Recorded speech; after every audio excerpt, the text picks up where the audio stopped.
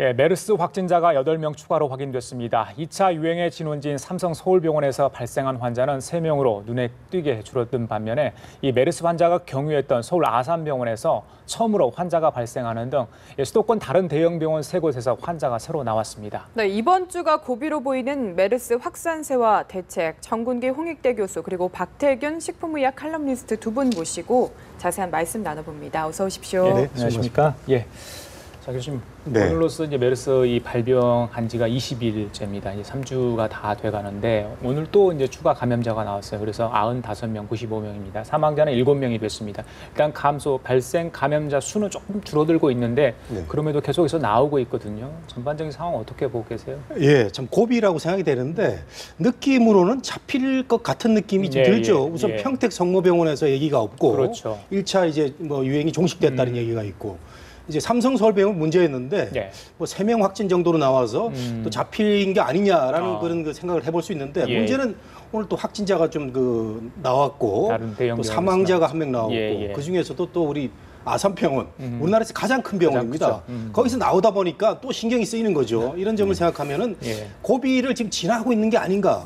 정부의 그 대책이 정말 100% 만전을 기하면 잡을 수도 있을 것 같다는 느낌도 좀 들면서도 뭐 걱정도 되고 그런 상황입니다. 그래요. 예. 우리 박사님 어떻게 보세요? 예, 저도 그런 희망을 갖고 있는데 사실은 아직은 그래도 경계를 풀 때는 아니라고 봅니다. 아, 그래요?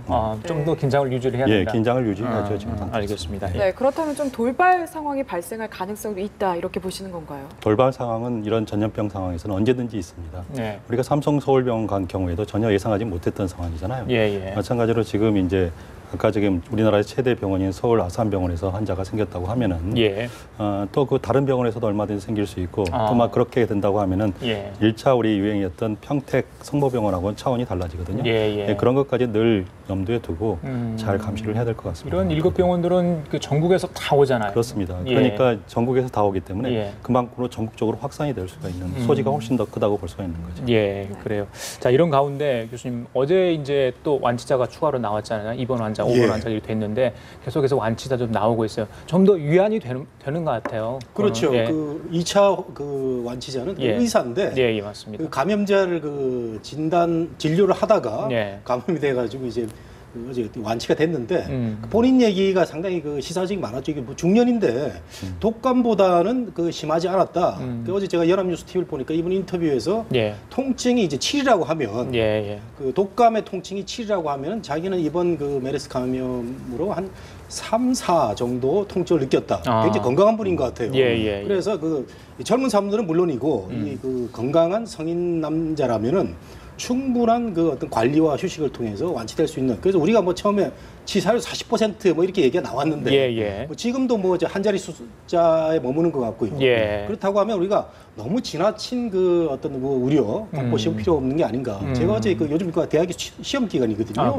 한 90명 정도의 학생들을 보니까 마스크를 젊은 사람들이다 보니까 몇 명 정도? 서너 명 정도 썼더라고요. 그래요? 그래서 서너 명이요. 네, 그래서 젊은 사람들이 건강에 대한 그 자신감도 있지만 한편으로 이제 학점이 너무 신경 쓰이니까 그런 것도 있는 것 같습니다. 그 10대 환자가 나와가지고 그 부분 좀 걱정이 되는 부분도 있는데 사실은 말씀하시죠. 그 10대 환자의 경우는 다행히도 뭐 사실 10대라도 얼마든지 환자는 될 수 있습니다. 긴밀 접촉하느냐 여부가 중요한 거지. 연령 그렇게 중요한 변수는 아니거든요. 근데 이제 10대 환자가 그 뭐 하여튼 지금 현재 환자 상태에서 감염이 됐고 또 그 옆에 병문하는 학생들이 없었다고 하니까 1차로는 좀 그 부분은 안심이 될 것 같고요. 예를 들면 그 아까 지금 이제 사망률 말씀하셨는데 말이죠. 중동에서는 아직까지도 뭐 40%라고 얘기를 하고 있죠. 근데 기존의 병이 있는 사람들, 소위 지병이라고 하고 또 기저질환이라고 얘기하는데 그 질환이 있는 분들은 위험할 수가 있으니까 특히 조심해야 되는데 아마 그 나중에 전국적으로 나중에 쭉 계산을 해보면은 우리가 물론 여기 지금 현재 아랍에미리트 같은 나라가 이제 3번째 아닙니까? 거기서도 한 13% 정도 사망률이 나왔거든요. 13% 정도 사망률이 나왔으니까 과거에 우리가 사스도 한 10% 정도였습니다. 그 정도 수준이 되지 않을까 그렇게 예상해 봅니다. 그래요. 방금 기저질환 말씀하셨는데 지금 사망자 7분 모두 물론 연세가 있으신데 다 기저질환을 앓고 계셨어요. 그렇습니다. 어제 퇴원한 5번 환자 의사의 말을 빌리면 독감 증세가 비슷하다. 하지만 잘만 치료하면 완쾌될 수 있다. 이렇게 희망 섞인 이야기를 했거든요. 그렇습니다. 일단은 그 사실은 이 병 자체가 심한 감기라고 보시면 됩니다. 심한 감기라고 보시면 되는데요. 예, 예. 조금 더 아주 심한 감기죠. 그러니까 아까 그분은 굉장히 조금 더 나은 경우라고 볼 수가 있고요. 예, 예. 그래서 일반적으로 코로나 바이러스라는 바이러스가 병을 일으키게 되는데 예. 그 네 가지는 일반 감기를 일으키는 병입니다.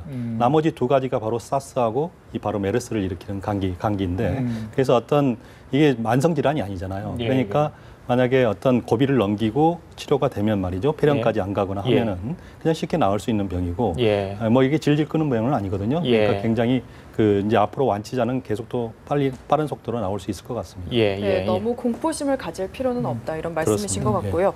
조금 다른 관점에서도 짚어보고 싶은데 이게 일반 환자들에게까지 메르스가 불똥이 튀고 있는 것 같습니다. 메르스 경유 병원이 공개가 되면서 이 병원을 들렀던 환자는 다른 병원에서 무조건 받아주지 않는 사례들이 있다고 하거든요. 어떻게 봐야 될까요?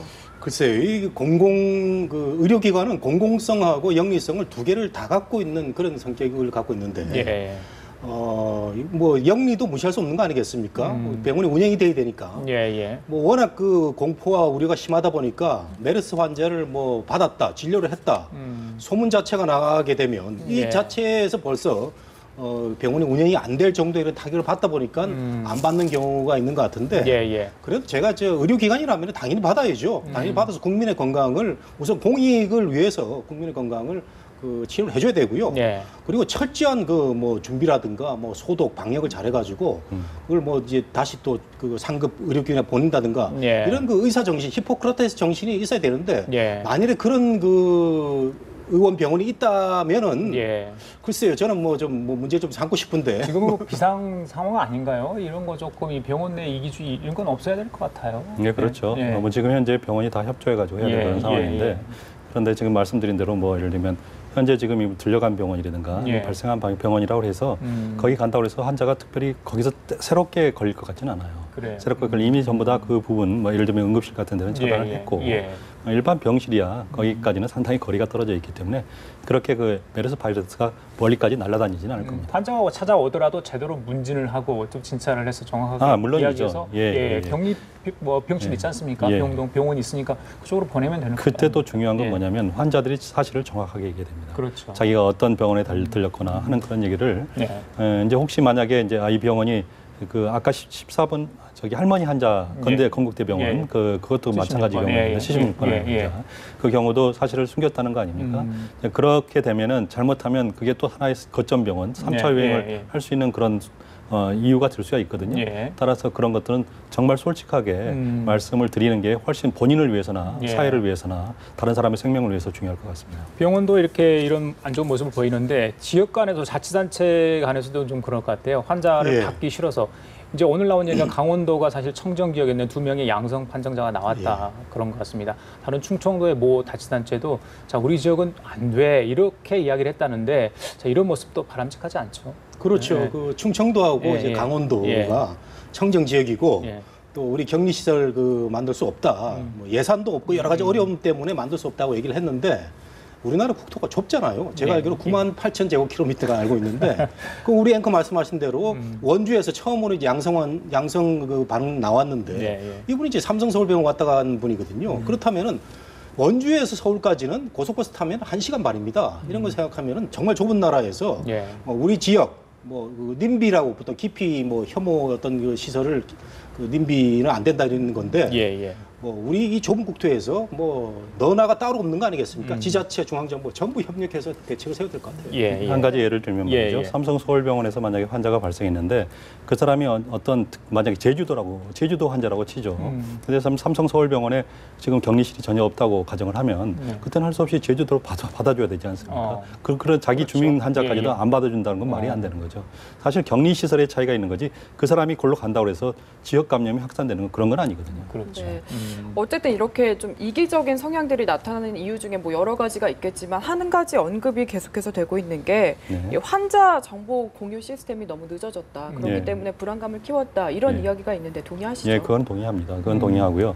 이번에 그 환자 정보를 낼 때도 조금 부족했던 부분도 있습니다. 사실은 언제 그런 사건이 일어났는지 구체적으로 그 시간대라든가 어떤 장소에서 일어났는지 이런 것들을 좀 밝혀줘야 사실 큰 병원에서야 하루에 이동하는 인구가 엄청 엄청나게 많잖아요. 예, 예. 그 많은 사람이 전부 불안을 느끼는 것보다도 네. 그 시간에 특별히 조심해야 될 분들 예. 그런 분들에 대해서 조금 얘기해 주는 게 훨씬 더 나을 것 같습니다. 그 응급실 문화 있잖아요, 박사님. 이게 이번에도 문제가 되지 않았습니까? 네네. 정말 최고급 시설을 갖춘 병원의 응급실 예. 이게 한국만의 상황인지 이번을 기회로 해서 좀 달라져야 되지 않을까 이런 여론이 있습니다. 저도 아마 그게 가장 앞으로는 그 과제라고 생각이 예. 되는데요. 병원 감염이라는 게 이번에 아주 누구나 다 모든 사람들이 알게 됐지 않습니까? 사실은 병원이 병을 치료하는 곳이지 병을 얻는 곳은 아니잖아요. 근데 이번에 응급실 문화, 예를 들면 막 응급실에 그냥 완전히 북새통 아닙니까? 전쟁터죠. 예, 전쟁터죠. 예, 예. 뭐 북새통이고 예, 예. 그리고 거기에는 감염 환자들도 얼마든지 섞여 있을 수가 있습니다. 특히 호흡기 같은 환자들도 있을 수 있는데 호흡기 환자 중에서 예를 들면 독감이라고 치죠. 독감 환자가 같은 병실에 있다라고 하면은 말이죠. 그런 사람들의 만약에 다른 질병이 아까 얘기한 기저질환이 있는 사람이 독감에 걸리게 되면 폐렴 위험이 훨씬 더 높아집니다. 꼭 메르스가 아니더라도요. 그런 걸로 치면은 정말 응급실 문화 또 병원 감염에 대한 어떤 철저한 대비 이거는 정말 우리가 꼭 이번에 교훈 삼을 필요가 있을 것 같습니다. 그래요. 자, 이 여러 가지 얘기가 나옵니다. 메르스의 원인, 특히 한국에서 왜 이렇게 감염세가 빠르게 확산하고 있는가 거기에 대해서 의문을 갖고 계신 분들 굉장히 많은데 여러 가지 이야기 하는데 그중에 기후 환경 이야기를 하더라고요. 습도 문제를 이야기하는데 비가 오면 이 메르스 확산세가 좀 진정되지 않을까 이런 이야기하는데 어떻게 희망 섞인 얘기긴 한데요. 예, 물론 물론 그렇습니다. 왜 그러냐면 미국 국립보건원이라고 NIH라고 하는 데가 있습니다. 거기서 나온 자료에 의하면은 습도가 40% 정도일 때는 한 24시간 정도 외부에 나와도 메르스 바이러스가 생존할 수 있다. 근데 80%가 되면은 그러면 생존 기간이 8시간으로 짧아진다 하니까 외부로 나온 생존 기간이 근데 지금까지 알려진 바로는 말이죠. 그 메르스 바이러스가 되게 48시간까지는 외부에서 살 수 있다 이렇게 알려져 있는데 이번에 그 평택병원이나 이런 데에서는 실제로는 그보다 훨씬 더 긴 시간 동안에 나중에도 발견되고 그러지 않았습니까? 검출되고 그러지 않았습니까? 그래서 이제 그런 부분은 아직은 확실하진 않은데 어쨌든 비가 내리면은 조금은 그래도 낫지 않을까 그런 희망 섞인 전망을 해봅니다. 알겠습니다. 자, 그리고 교수님, 그 이번 메르스 사태로 인해서 많은 분들의 어떤 생활 패턴이랄지 많은 것들을 지금 바꾸어 놓고 있지 않습니까?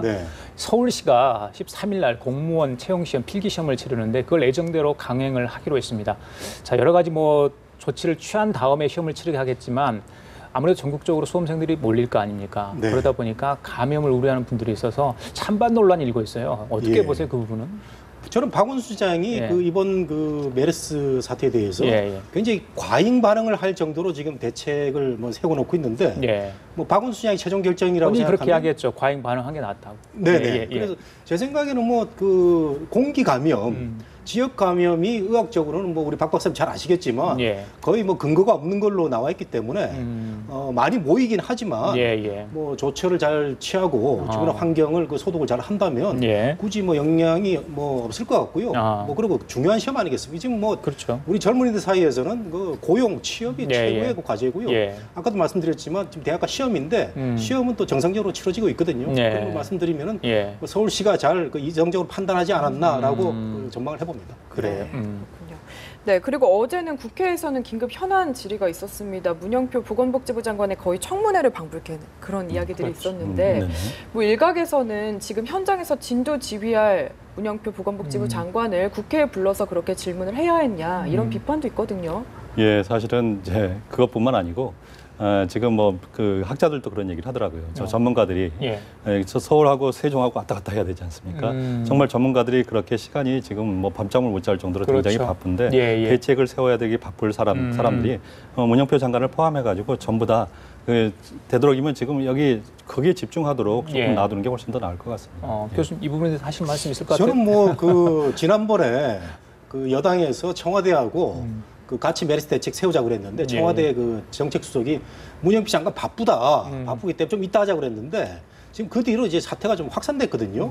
그런 거 생각하면 어제 국회에서 국민들이 궁금하고 하니까 여러 가지 그 국민들을 대표한 사람들이 의원들이니까 많이 물어봤어요. 그리고 좋은 대답 나왔고 초기에 방역에 실수가 있었다 이런 얘기 있었고 그다음에 오늘 그 당장 나온 얘기가 그 경계 단계로 올릴 걸 검토하는 것 같은데 그 국민들이 아주 궁금해하는 부분은 장관은 사실 그 실무 총책임자라기보다는 최고 판단하는 사람인데 문영표 장관이나 질병관리본부장이 사실은 보건 전문가가 아니에요. 보건 전문가 전문 우리 박 박사 같은 분인데 예, 경제 전문. 예.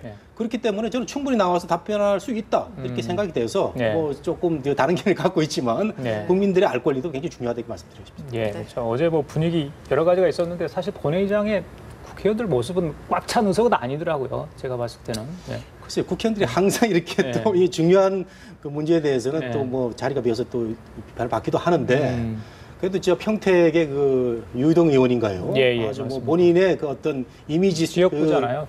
추락을 불사하고 이렇게 질문도 하고 또 동료 의원이 그 저 자가 격리하고 그 뭐 관심 대상입니까? 좀 다르다 이런 얘기를 해서 국민들이 그 상세하게 또 알 수 있는 그런 계기도 돼서 역시 국회의장은 저는 매우 중요하다. 우리 국가 비상사태에도 우리 저 한국 전쟁 때도요. 부산에서 그 국회 열렸습니다. 열렸죠. 그런 생각하면 국회는 항상 있어야 됩니다. 그래요? 자기는 사실 운동 감시자라고 얘기를 하더라고요. 근데 아마 이게 이 사태에서 제일 앞으로 우리가 지켜봐야 될 대목은 지금 현재 그 뭐죠 격리 대상자들이 오늘 그 583명 오늘도 줄었지 않습니까? 이 추세가 어떻게 되느냐, 격리 대상자가 얼마나 빨리 이렇게 줄어드느냐 이것을 잘 보는 게 만약에 이게 굉장히 유의미하게 그 숫자로 이렇게 줄어든다고 하면 이번 사태가 잡히지 않을까 하는 그런 어떤 전망도 해볼 수 있을 것 같습니다. 그래요. 네, 그리고 이 메르스 확산세는 어쨌든 좀 진정 국면에 접어들었다 이렇게 말씀을 하고 계시고 그런 기대들을 갖고 계신 것 같은데요. 기대죠. 지금. 네, 이런 가운데 지금 14일에 원래 박근혜 대통령의 방미가 예정이 돼 있었습니다. 근데 뭐 일각에서는 미뤄야 한다 이런 이야기도 나오고 있는데 어떻게 보시나요? 예, 대통령의 그 외유 스케줄은 매우 중요하고 상대국하고 뭐 몇 개월 전에 그 조율이 된 상태인데 지금 뭐 워낙 메르스 사태가 국가적 재난으로 다가오니까 뭐 여당에서도 지금 뭐 그 미뤄야 된다는 얘기도 있고요. 대통령이 지금 그 고심을 하는 것 같아요. 원론적인 입장은 그래도 이제 아직은 그 변함이 없다는데 저는 오늘 내일 좀 지켜봐야 된다. 청와대가 오늘 지켜봐가지고 내일 정도에 뭐 확진자가 더 이상 나오지 않고 사망자가 없다면은 저는 충분히 그 계획대로 갈 수 있다고 생각이 되고 내일 정도 그러니까 14일 날 가니까 내일이면 나흘 전이거든요. 그래서 내일 정도의 그 어떤 확산 또는 확산이 꺾인다 이런 걸 판단을 하고 결정해야 될 필요가 있고 그 오바마 대통령도 그 미국에서 그 여러 가지 그 뭐 질병이나 재난이 있을 때 동남아 순방 스케줄을 취소한 경우도 있고 지난번에 그 중동 순방 갈 때도 세월호 때문에 대통령이 일정 줄인 적도 있거든요. 저는 뭐 유연하게 생각해서 타이밍에 따라서 청와대가 판단할 필요가 있지 않나 생각이 듭니다. 자, 박사님 전문가신데 자, 이번 주가 고비 사실은 지난주가 좀 분수령이 될까 했는데 계속해서 확산세가 늘어나면서 일주일이 좀 연장되는 이런 분위기예요, 느낌이. 자, 이번 주가 어떻게 돼요? 삼성 서울병원에 지금 환자 수가 조금 줄어들고 있는 상황인데 그래서 이번 주가 중요할 것 같다. 최대 20일까지 보는 분도 있더라고요. 어떻게 예상하세요? 저도 뭐 제 개인 의견만 얘기하기가 좀 그래서 다른 사람들하고도 같이 또 얘기해봤는데 지금 말씀하신 19일이나 20일 정도 그렇게까지 이제 차츰 이렇게 계속 줄어드는 속도가 빨라지면 어느 정도 종식을 선언할 수 있겠다라는 어떤 그런 생각을 갖고 있는데요. 사실 방역이라는 것은 최대한 보수적으로 나가야 될 거 아닙니까? 최악의 시나리오를 늘 가상하고 해야 되기 때문에 만약에 그 완전히 그 환자 수가 더 이상 발생하지 않는다 하더라도 그때부터라도 한 달 정도는 우리가 늘 경고하고 경각심을 잃지 않는 게 중요해 보입니다. 서청원 최고위원 이야기도 해보고 싶은데요. 박근혜 정부 내각에 위기 관리를 할 수 있는 인물이 보이지 않는 게 문제다 이런 발언을 했어요. 어떻게 들으셨나요? 서청원 최고위원은 충분히 할 수 있는 얘기입니다. 사실은 그 박근혜 대통령이 그 방역의 전문가가 아니기 때문에 초기에 여러 판단들을 이제 그 참모들이나 실무자를 보고를 받았을 텐데 이때 그 실무자들이 미스가 좀 있었잖아요. 그 대통령의 어떤 그 여러 가지 권위를 그 추락하게 하고 지지율도 여당도 마찬가지고요. 사실 정부 여당이 메르스 사태 때문에 굉장히 손해를 보는 와중에서 당연히 여당의 최고위원으로서는 문제를 지적하지 않을 수가 없고 또 남은 이제 고비인데 남은 이 상황에서 정부가 초기에 잘못했지만 최선을 다해서 대책을 마련하라 이런 그 쓴소리로 듣고 싶고요. 당연히 할 수 있는 그 서청원 최고의 그 좌장의 목소리가 아닌가 생각이 됩니다. 그래요? 교수님 한마디만 정리를 해주시죠. 평택이 아무래도 진원지로 불렸기 때문에 지금 뒤늦게 나온 것 같은데 어떻게 보셨어요? 남경필 지사는 그 평택 성모병원에 1차 유행이 종식이 되고 그다음에 이제 서울로 이제 확산이 되는 와중에서 경기도가 또 이게 우리나라 가장 인구 많은 지가 아닙니까? 1000만이 넘는. 그래서 이제 기선을 여러 가지 공포에서 벗어나고 질병을 벗어나기 위해서 오늘 그 민간 병원하고 협조를 해가지고 하겠다. 그래서 32개 대형 병원, 5개 의료원하고 합쳐서 대책을 마련하겠다. 그리고 그 좋았죠. 그 수원병원으로 무조건 와라. 아까 그 병원에서 진료 거부한다는 병원도 있다는데 수원병원에서 감염 의심되면은 우리가 친절하게 그 진료과 상관없이 받겠다. 그런 참 좋아 보였는데. 조금은 중앙정부와 협조가 과연 100% 있었느냐라는 문제도 한번 생각해 볼 수 있고 너무 메르스 사태를 그 지자체 당들의 어떤 과신업적으로 보이면 안 되게 그런 건 없다고 보는데 알겠습니다. 좋다고 봅니다. 조금 늦은 감이 있었는데요. 예를 들면 그렇게 어떤 그동안에 사실 메르스 왕따라고 할 정도로 그 메르스 환자 자기가 의심이 되는데 병원 가가지고 그 할머니 경우에도 숨기지 않았습니까? 건국대병원 이런 조치가 있으면은 적어도 그런 문제는 해결될 것 같습니다. 알겠습니다. 지금까지 전공기 홍익대 교수 박태균 식품의학 칼럼니스트와 함께 얘기 나눠봤습니다. 오늘 두 분 말씀 잘 들었습니다. 감사합니다.